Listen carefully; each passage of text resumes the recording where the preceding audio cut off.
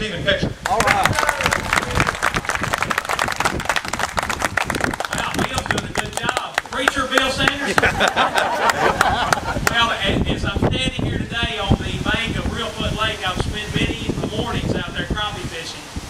Never thought I would be here making a political speech, but the wind is blowing. I think a cold front has just passed through, and I'm thinking about the winds of change that are blowing. Hey! Because there's going to be a lot of change in November, folks. I tell you, our country is in serious, serious trouble if we do not put people back in office. That one, have business sense.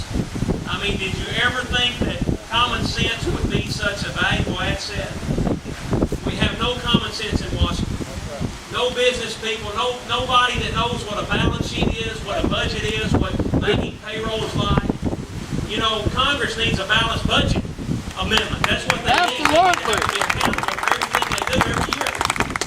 I mean, for the first time, I think, in history, they're recessing and we don't even have a budget this year. It's unbelievable. No accountability and no transparency. But we're going to hopefully, you know, a lot of people are not aware of this, that the 8th Congressional District has never had a Republican congressman. Davy Crockett was a Whig. That's the closest thing we've had. And it didn't turn out so good for Davy Crockett. You know, there's words on the courthouse in Madison County, and he went to Texas, and it was bad. But better than a Republican congressman, I told yesterday, my opponent has really been after me, and it's because he's getting beat. And he was yesterday or day before comparing himself to Congressman Ed Jones and Congressman John Tanner. And I told a group of people, I said, you know, my grandparents were Democrats, but they were conservative Democrats, like Ed Jones. And Roy Heron cannot compare himself to Ed Jones and Congressman Tanner, because Roy Heron is Nancy Pelosi's Democrat. His first vote will be for Nancy Pelosi, Speaker of the House. We need guys in Congress that are going to talk the talk and walk the walk. My opponent talks good when he's in his Senate district, but when he goes to Nashville, he walks a whole lot different. Our country cannot take any more career politicians. We are at a crossroads. I told today, and I think I told a couple of nights ago, my oldest son, I'm going to tell you, when this really started hitting home with me, we started against Congressman Tanner because I felt like that it was just the wrong direction for our district and our country. The votes he was casting, voting 95% with Marty Frank, 96% with Nancy Pelosi. But my son in the primary, I've got 3 children, 14, 11, and 7. And my son is, the oldest is 14, and he's smart like his mama. I mean, he's really got a good head on his shoulders. And one night I came in from the campaign trail, and he was waiting up for me. It was about 11 o'clock. And he said, Dad, we need to talk. And I said, well, all right, son. I said, I'm tired, so let's make it quick.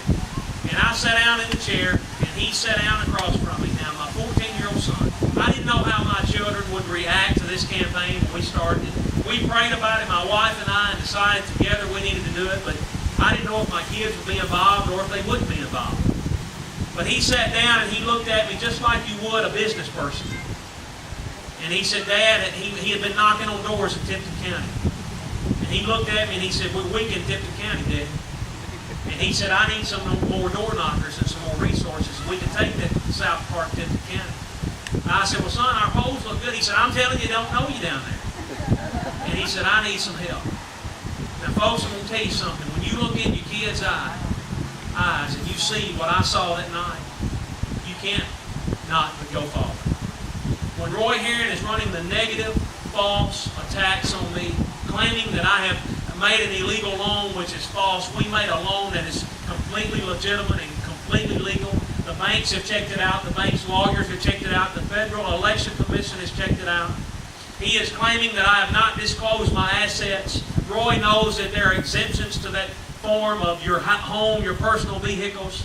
Your business liabilities are exempted from that disclosure statement. Now he's talking about my tax returns, wanting me to release my tax returns. All of a sudden, after 24 years of public office, Roy Heron is concerned about tax returns. I told someone today, next he's going to want my children's birth certificates. The issues at hand are jobs, the economy.